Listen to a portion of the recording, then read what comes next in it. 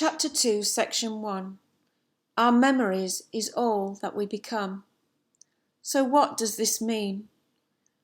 All of us humans, including myself, have developed a few different memories, but our main memory, that we already briefly discussed in the previous chapter, has become stored with all of our different personal emotional events, that we all pick up and store into our main memory throughout our very early childhoods, and continues to store information throughout our lives, including all personal knowledge, learning, skills, languages, education, etc.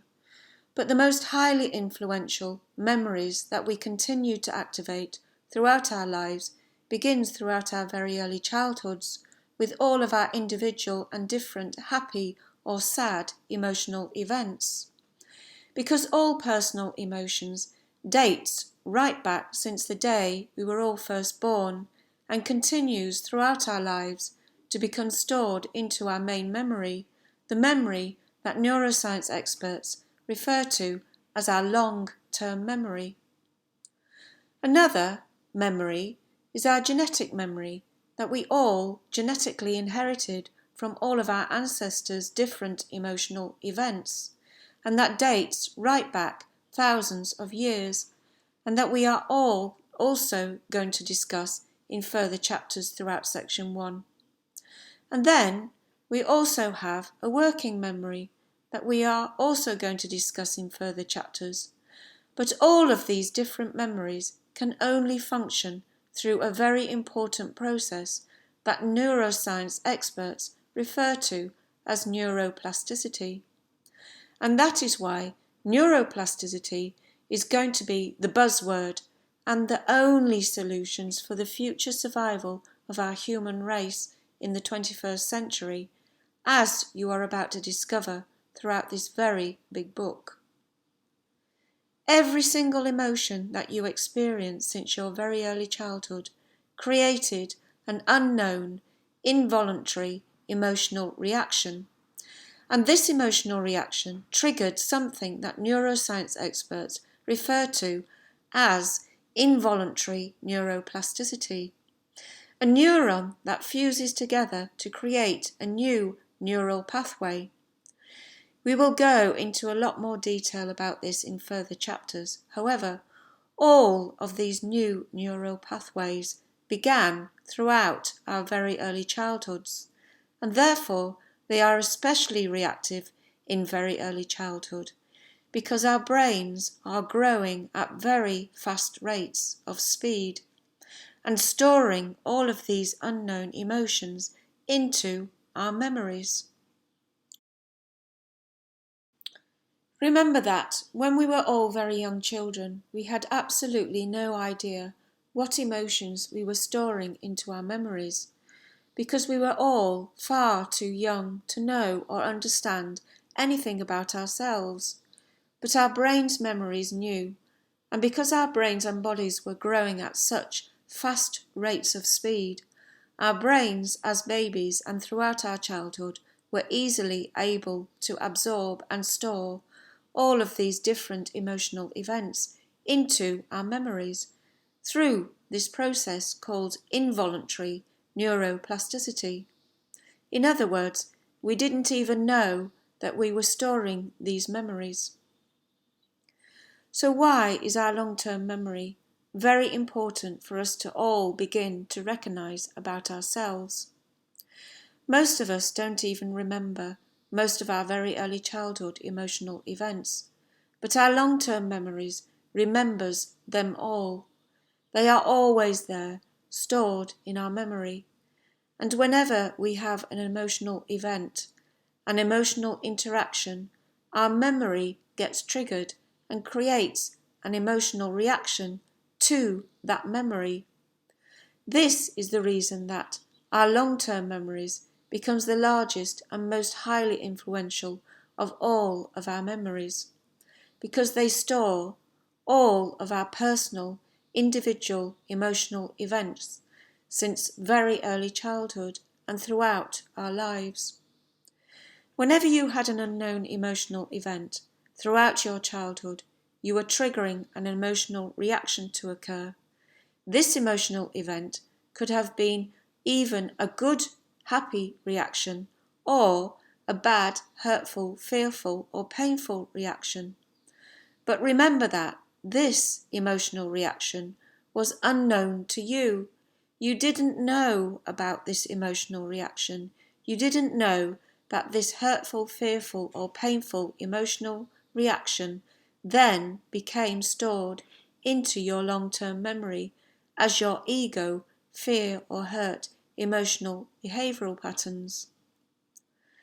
But most of our childhood ego, fear, or hurt emotions were unknowingly given to us through all of the different difficult childhood emotional events and through all of our personal interactions with family members, siblings, our parents, or anyone that looked after us throughout childhood, even interactions at school, etc. This is the reason that none of us are to blame, because most of us simply didn't even remember about all of these different emotional events throughout our very early childhoods. But our memories did. And that is the reason that all of these different childhood emotional events begins to map out the direction of our lives for the rest of our lives. And that is how all that we become is our memories. But it is very important for us to recognise that this is the reason that all individuals that have developed extreme ego, fear or hurt childhood emotions are not even aware of these extreme, very early childhood emotional events. But by the time they have reached adulthood, these ego, fear or hurt emotional behavioural patterns have taken over control in their long-term memory. And that is the reason that leopards cannot change their spots, as they say. In other words, a grumpy old man or woman will always remain a grumpy old man or woman because they cannot change their memories. Do you remember in the previous chapter when we explained how we have all stored ego emotions into our long-term memories, all of us, including myself? But we have all stored different ego emotions and in all different degrees of strength, some mild, some dominant, and some people have stored some very extreme and serious ego emotions that are fully developed into adulthood to become some very serious and extreme adult ego behavioural patterns. That is why it is very important for us all to begin to recognise the scientific reasons why and how these extreme ego behavioural patterns begin to develop and how they are now leading us all to our own human downfall. Because all adult extreme ego behavioural patterns are very serious behavioural patterns indeed, because they have taken over control in their long-term memory, and therefore they are unable to have any concerns for the protection of all vulnerable people, and unable to have any concerns for the protection of all vulnerable that belongs to all Earth's nature. And that is why they are now leading us all to our own human downfall, as you are about to discover at the very end of section 1. But there are many different kinds of extreme childhood ego, fear or hurt emotions that develop into many different extreme adult ego behavioural patterns that we are going to discuss in much more detail in the next chapter of this book. But the most serious of all of these ego behaviours is all extreme ego sadistic behaviours that take pleasure from inflicting hurt, fear, pain, suffering or humiliation to others, and all ego narcissistic behaviours that focus on self and self-importance and excessive interest or admiration of self and one's physical appearance, self-centeredness and failure towards the collective emotions of empathy and compassion towards others, and all extreme ego superiority and bully behaviours, all extreme ego indoctrination behaviours, and most of all extreme ego greed for money behaviours that are the root cause for the exploitation and suffering of all vulnerable people, and all vulnerable that belongs to all earth's nature, that are now leading us all to our own human downfall. Along with hundreds of different extreme ego behaviours that many of us are forced to interact with throughout our daily lives, and that cause many of us to store into our own long-term memories many of these individual and different ego, fear or hurt emotional wounds and suffering. But how do all of our individual and different childhood ego, fear or hurt emotions develop? Throughout childhood, our brains are growing fast, and through this process that neuroscience experts refer to as involuntary neuroplasticity, our brains begin to absorb huge amounts of emotional information. But when we were very young children, we cannot talk, and so we simply function through emotional information that we pick up and store into our long-term memories. That is mostly illogical and irrational emotional information, because we cannot think logically and rationally as children, and so we begin to store emotional stories into our long-term memories. But throughout all of these different childhood emotional events, we begin to store these ego, fear or hurt emotions into our long-term memories. That is the reason that all of our individual and different ego, fear or hurt emotions all began to develop unknowingly throughout all of our childhoods and through all of our different unknown childhood emotional events. Because of love that was either lack of love or love denied and taken away. And that is why love is the most powerful gift that we can give to ourselves and to each other. Remember that all interactions throughout all of our different childhood emotional events was involuntary. In other words, most of us didn't even know that we were triggering and activating involuntary neuroplasticity, and we didn't know that we were storing these ego, fear or hurt emotional wounds and suffering into our memories. That is the reason that you are going to read quite a bit about neuroplasticity throughout this book, because in the second half of this book we are going to discuss voluntary neuroplasticity. In other words, how we can discover the science and practical solutions to create voluntary neuroplasticity that can allow us to all develop some brand new emotions.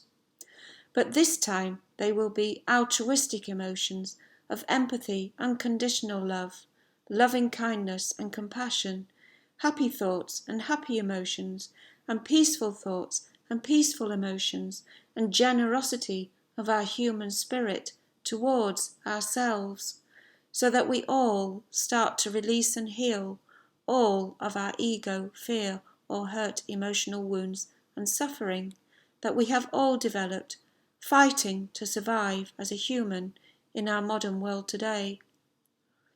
Because love for self must become the very first level of these emotional adaptations.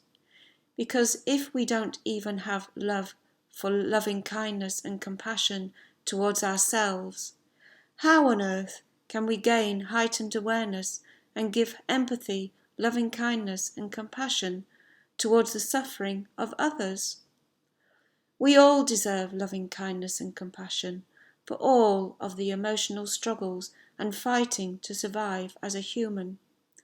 But to reach this ultimate level of blissful happiness, wellness and healing within ourselves, will require us all to begin to get to know ourselves, because these ego, fear or hurt behavioural patterns are now increasing tenfold throughout our modern world today, for many different reasons that you are about to discover throughout this next chapter, but mostly because of overpopulation and the COVID-19 pandemic that has created many more fears and distrust of each other, including all of our ego, fear, stress and hurt emotions created through all of our individual needs to rely entirely on money for our own individual and close family survival, and for many other different reasons that we are going to discuss throughout this next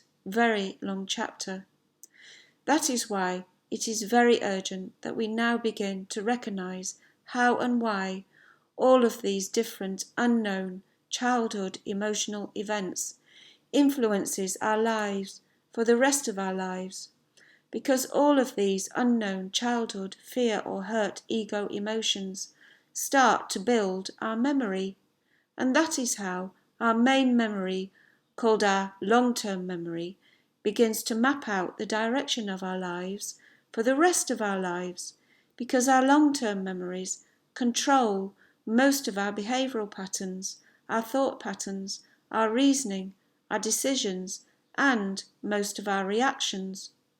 And that is how and why all that we become is our memories. So how did all individuals that experienced extreme childhood emotional events begin to develop into some extreme adult ego emotional behavioural patterns? These are going to be the discussions throughout this next very long chapter. It is a long chapter because we need to provide a few examples of some historical figures throughout mankind's history and the reasons how and why these extreme childhood emotional events began to develop into these extreme adult ego behavioural patterns.